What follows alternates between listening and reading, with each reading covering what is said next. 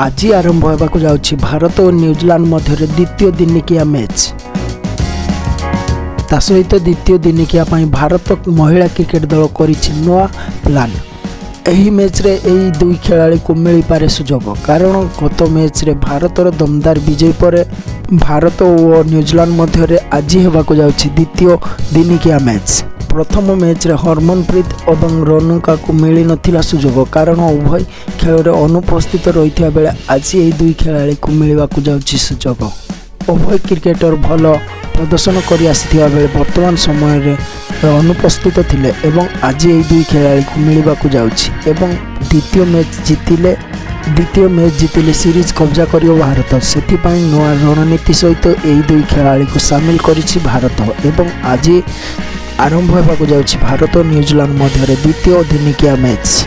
आज दिन 1:30 आरंभ होगा जाउछि नरेंद्र मोदी स्टेडियम रे भारत महिला क्रिकेट दल सहित न्यूजीलैंड महिला क्रिकेट दल द्वितीय दिनिकिया मैच।